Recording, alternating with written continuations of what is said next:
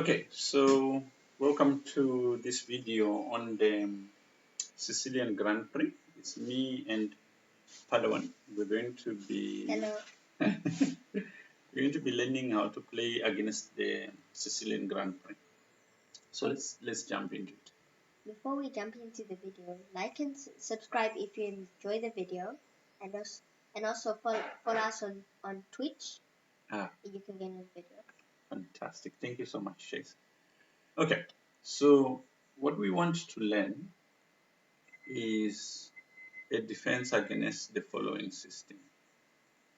So a lot of Sicilian players, they learn a lot of main lines at the beginning of their career, and the people they play never play the main lines. So you need to learn a lot about the sidelines. And the Sicilian Grand Prix is one of those um,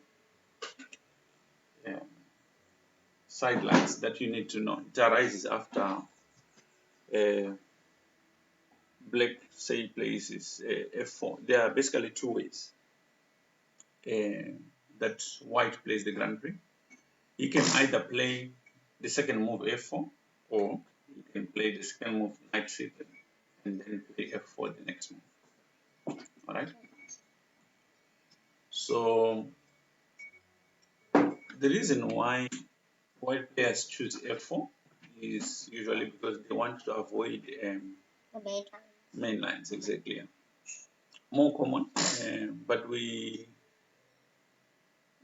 would recommend a way of playing here that will force white to transpose to the same line he has to play when he starts with knight c3, right? You like main lines? Yeah, it's really what makes chess very interesting. So let's start with the first part, which deals with f4. So here we're going to recommend black should play the move g6. This also fits with our mainline recommendation, which is the accelerated dragon. So it'd be weird if white played f8. Yeah. F5. F5. Yeah, no, that would be weakening. But g6 here is fairly solid. So white plays knight f3, and here you play bishop g7. Now, white should play knight c3. Here is their main move, and transpose into a line which we'll call B. His attempt to avoid the main line with either bishop c4 or some people play c3. These usually don't turn out so well. So let's look at them one by one. If bishop c4, then e6, and if white goes d4, actually here you play d5, and this is the whole idea. So if he doesn't take and just move his bishop back here, you're probably gonna play. If he moves his bishop to b3, you can just play c5. c4, yeah, that would be good. He doesn't win the piece, but he can play bishop a4 check, right? But that's okay. Do you want something to drink? Yeah, we can have some tea. That's yours. That's mine. So, thank you. So bishop b5 check,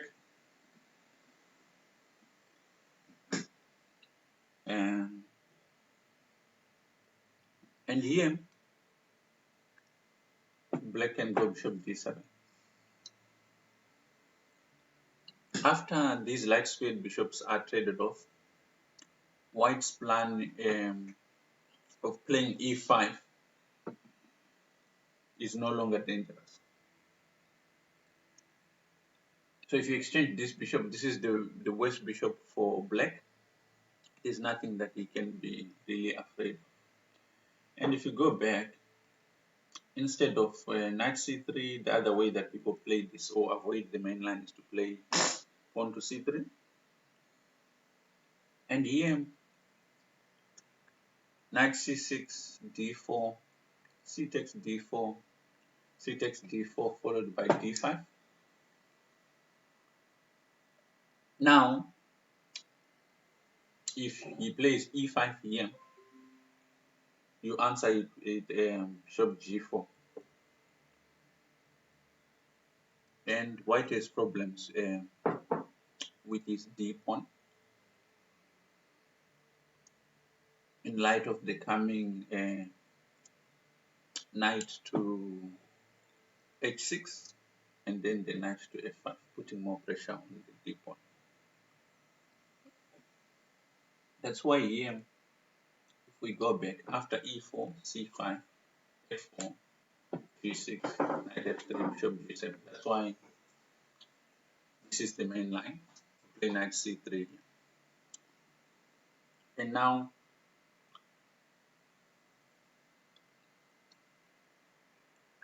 after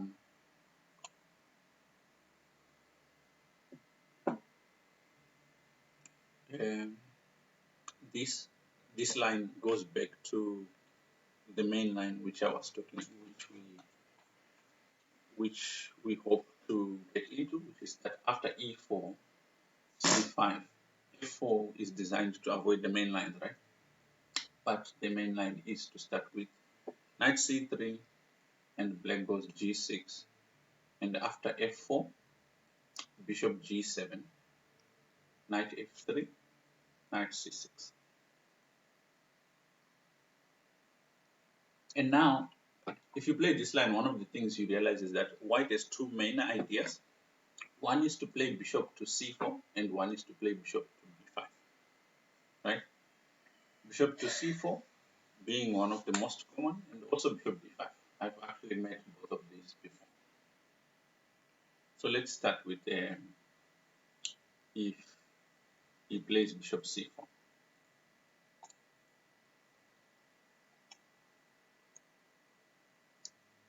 White's idea is to start an immediate attack on the king side. So he wants at the right moment to play f5.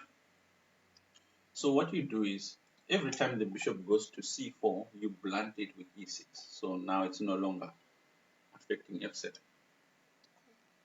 Here, white has two main moves. He can play castle shot, which looks natural. Or he can go in for an all-out attack with f5.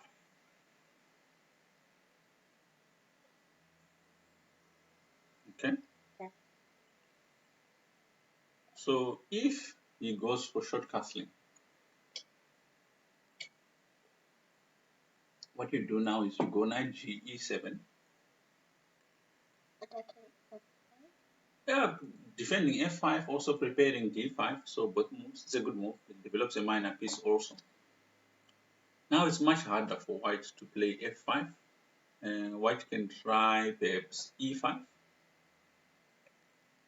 or he can try d3. If he tries e5, you can go d5.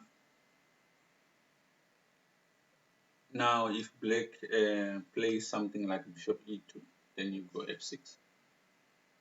And you are freeing your bishop here on g7. But you can go also on takes on d6. Expected it. And after queen takes d6, knight e4. Here you have a good move. Queen to d5. Queen d5. Actually, I had this position once. Oh no, not queen d5. No. Yeah, not queen d5. I made a mistake in this position and queen takes f5. Did you make the mistake queen takes f5? I think I took an f4. That was not good. Yeah. What? So here, knight e4. If you take on f4, you play knight to g5. White plays knight g5. On f. Very good. Yeah, you see the point, right? I missed this idea that you can play queen c7 here. What's a move I would play? And he can't take on c5. Do you see why? Takes on c5, knight a5. Actually, knight d4. So if he takes on here, you don't even need to play knight a5. I can just play knight d4. What then b4? b4? What if he plays b4? Then you take with check, and then you take on a1 with the sniper bishop over here. Then c3. And he doesn't have bishop b5 check because the knight well, takes. what if knight takes knight? Yeah, then you take with check. Okay, then it's obviously winning. Yeah. So there still is comeback chances. It's going after that. Unless your weak player is black and there's a comeback chance, like blah. Yeah, I mean, so here after queen c7, the main idea is he plays d3, and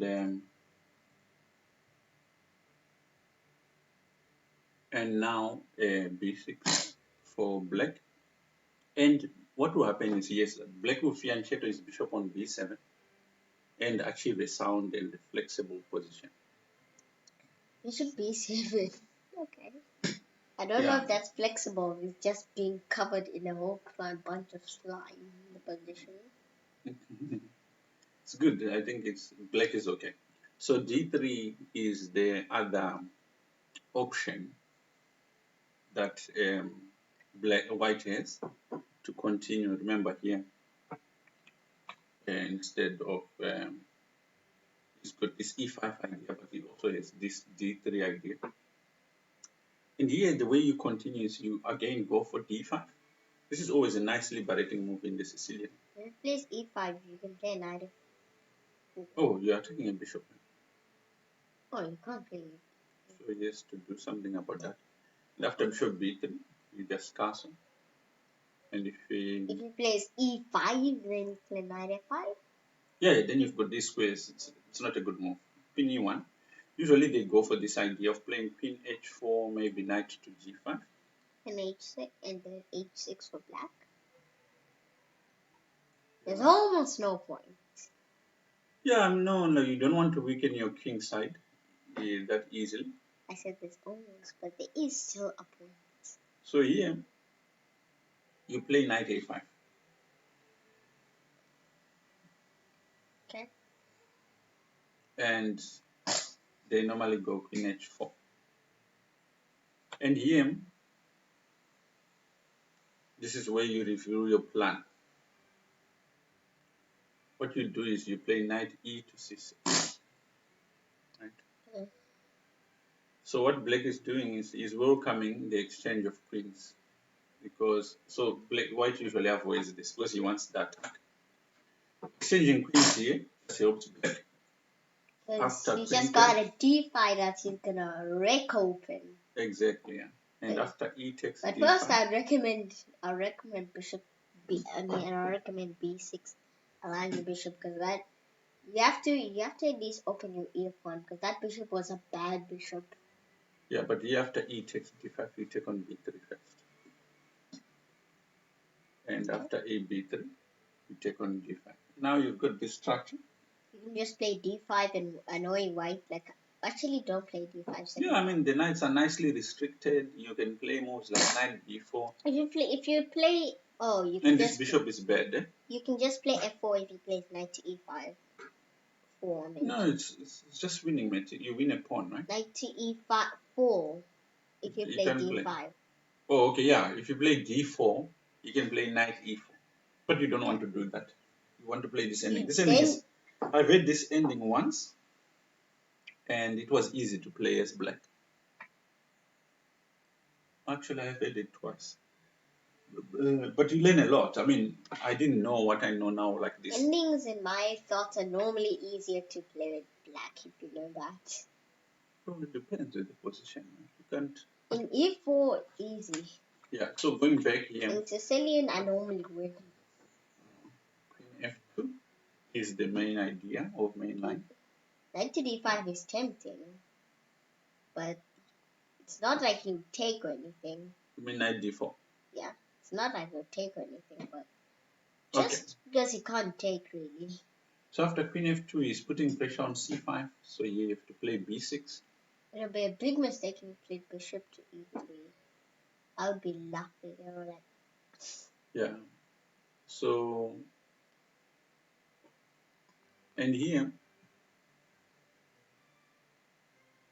black stands at least equal in this position. And this knight, if he tries to move any of these pawns on the queen side, you can take on b3, and this should be fine. Right? So going back,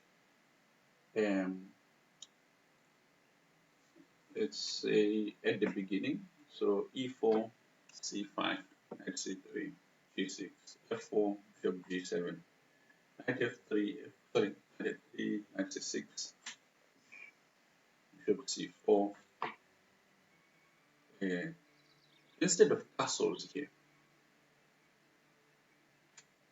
after e6, is this idea which looks very dangerous, and if you don't know how to do with it, it can be overwhelming.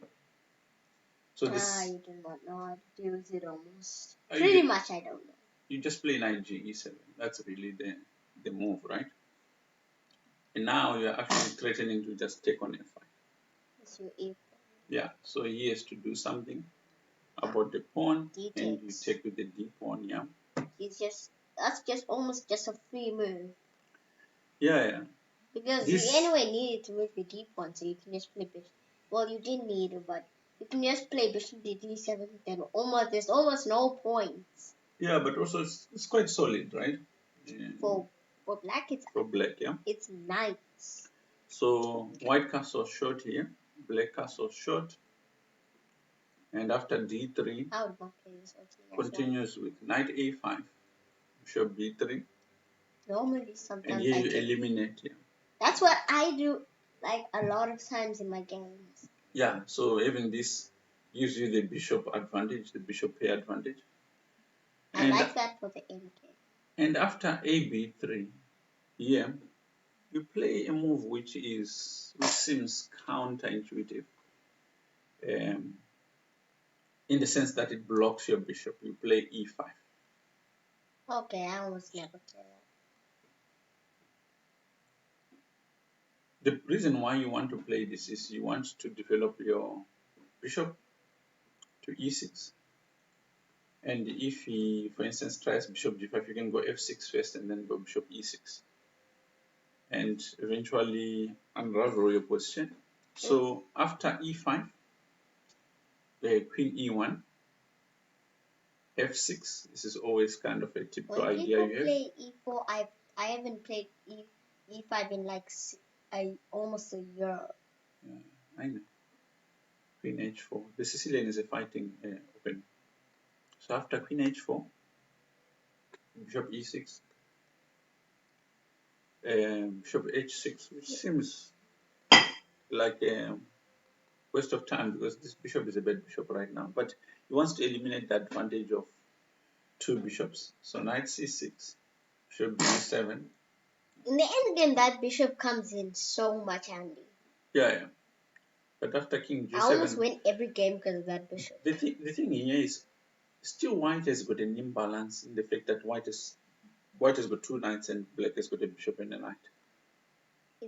If it's a closed position, those things probably are better because if pawns are stuck on one square and it's on the light square, the bishop can just those pawns. But now black and the knight can get the pawns that are like in positions that the bishop can't get. True. So that's a better thing about that. Those different characteristics you then have to learn to play with in different positions, right? Like you have to learn to play with knights and you have to learn to play with bishops. So here, I think black has no problems and he should be fine. Now going back again, is a line I hinted on that after e4, c5, c3, g6, f4, bishop g7, knight f3, knight c6. I said there's bishop c4 and there's bishop b5. So now it's time we looked at this line with bishop b5. And here, the line that's quite common. Yeah. white in this particular case is picking more of like a positional approach. What he's doing Yes, is makes sense. he's ready to trade on c6 and play against black's double pawn. So here we don't give him that chance. We play knight d4. Here, after this, white has two main choices. He can play bishop d3 or he can play castle shot.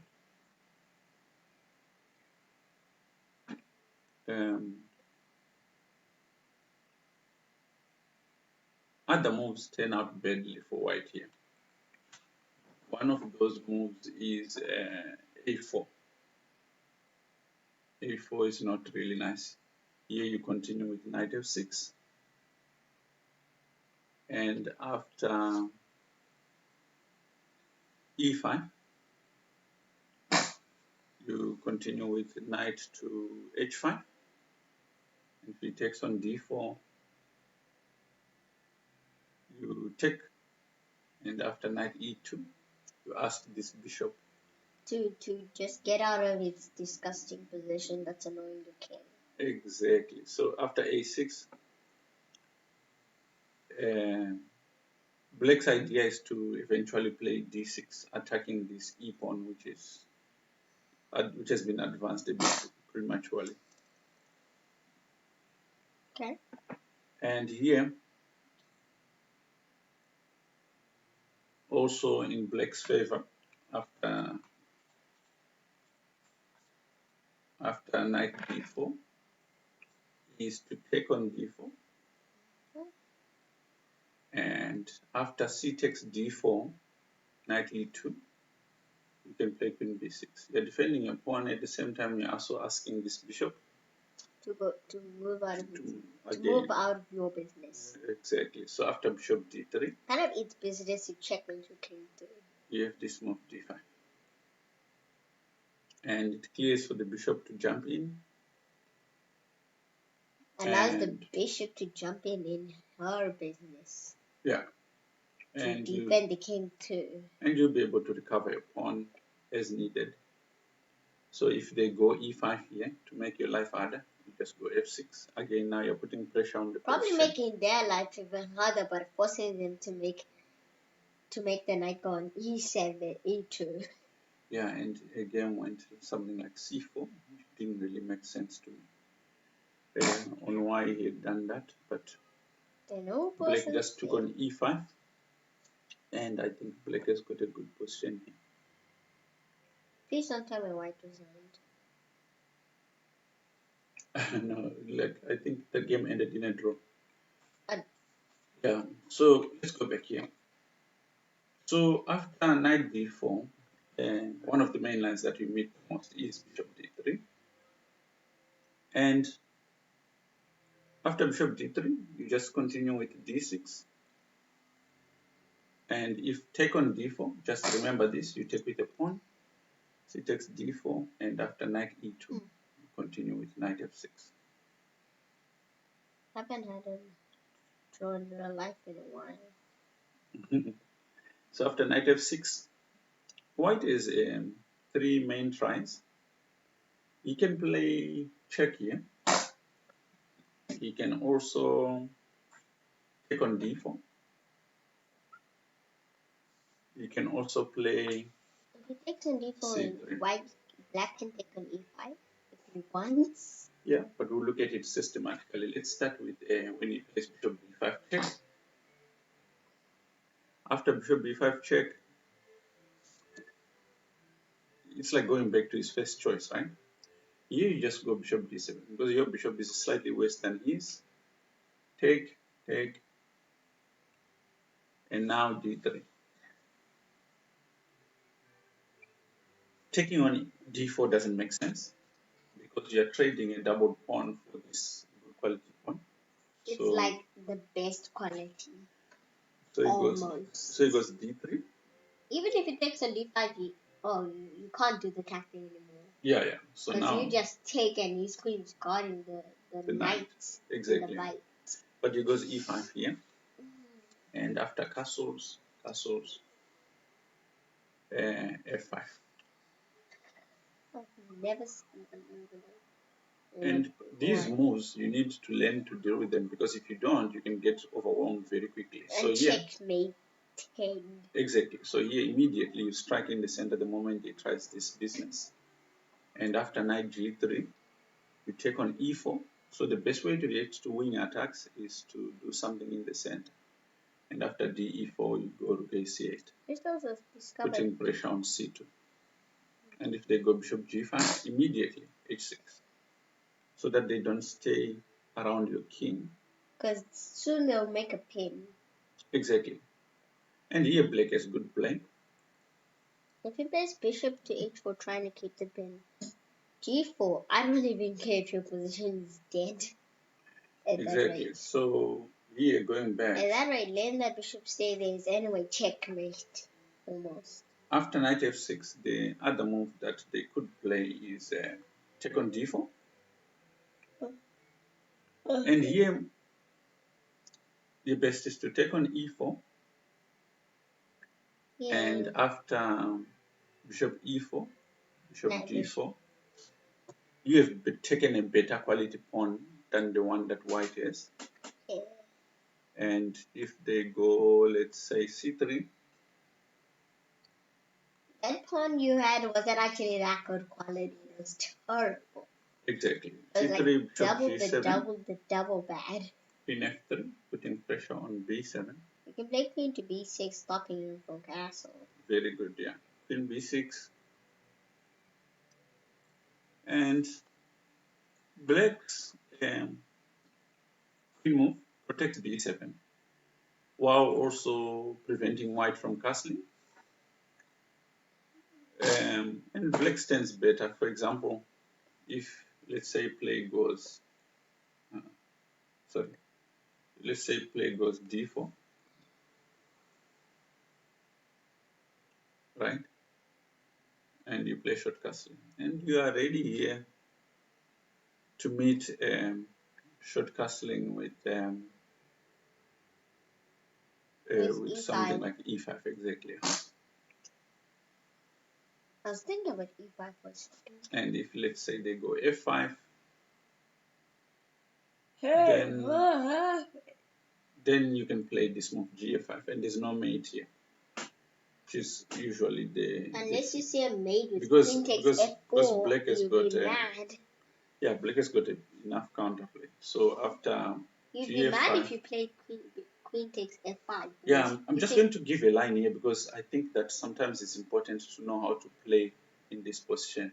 Bishop f5, queen f5. You at least need a line Yeah, in the video. yeah. So Because some people might just change it on you, put a line, and if you don't know, you're just in a bad position. So you need a line. yeah, I think so. Some people can change it on you. I think yeah.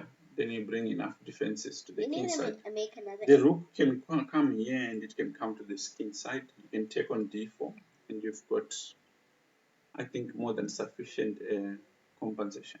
We need to make another episode of how if they can change the lines on you. Yeah, if they do change, we'll definitely make an update. So let's go back here. So instead of knight d4, which is what we looked at now, last line, or I guess in this kind of offshoot, is they could play c3. Yeah. Okay.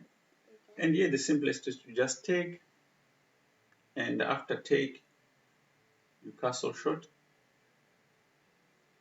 and after castle short, you play the move b5. The reason why this is possible is that It's because if it takes, you can just play queen to b6. very good. Red rocks, you can take your bishop, or if you play, or you can play knight to b5, g5. Yes, I think Yeah, knight to g5 you can play. uh, Because if knight to g5 and you put your bishop away, knight takes f7, there's gonna be some disturbance. yeah, And your king is having a headache. yeah, but I do A believe big one. that here I do believe that after b5 is more than okay. And Remember that Evans Gambit I used to try to learn? yeah, Yeah, I'm kind of thinking about that. oh really? Yes. As in, is it similar or? It looks similar almost. Okay, so after b5, Blake's idea is to play bishop b7 and put pressure on White's e pawn. That's really the idea. Okay.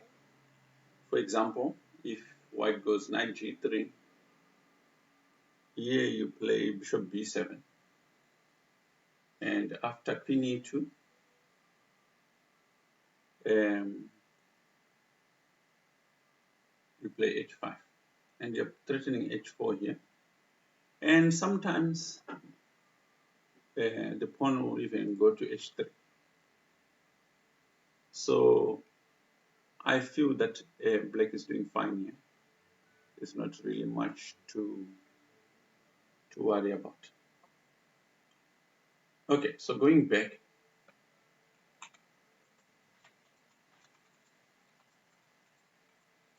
move number 6 after knight d4.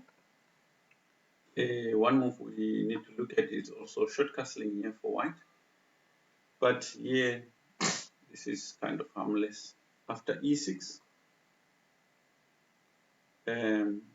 Black continues his development and controls the d4 square. You see that? Okay. So what is it? Nothing. Okay. Just looking. I'm just being here. Okay. So after e6, black White can play d3. Who's winning this game? It's about equal. So after d3,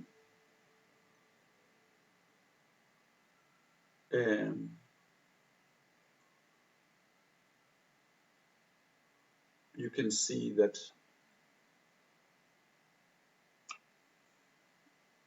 Black could play a6.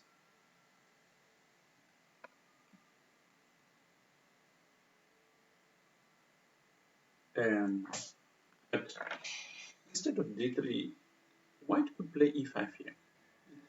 You'll see it a lot, especially people want to grab these squares like the d6 square and the f6 square. The idea is to bring the knight to e4. So after e5, what you need again is a6, and if they go bishop d3, you play take with check, and after queen takes f3, you play d5 here. And Black gets a comfortable position. And there was a game, Plaskett Pedersen, where after take on d6, queen takes on d6, knight e4,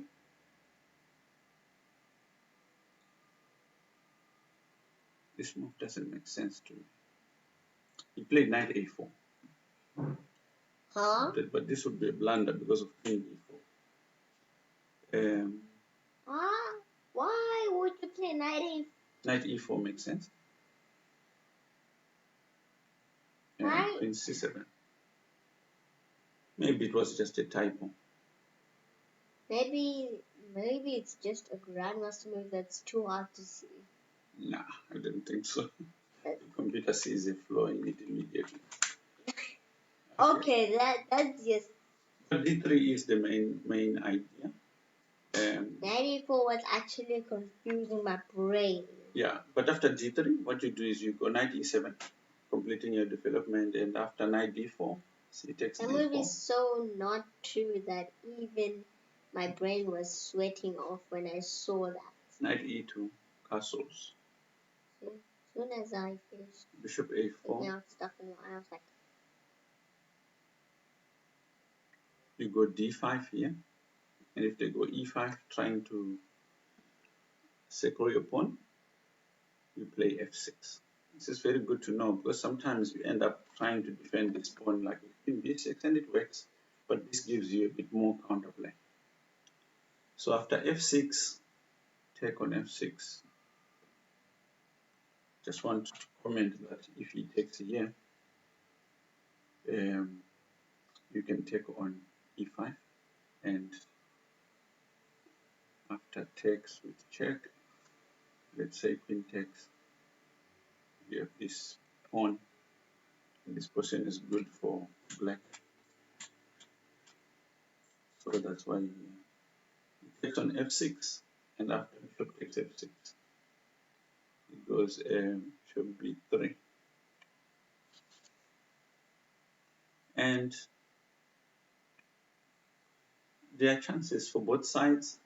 I think this line is very good for black to play. I mean, if you are prepared, it's very hard for white to get any form of advantage. Okay.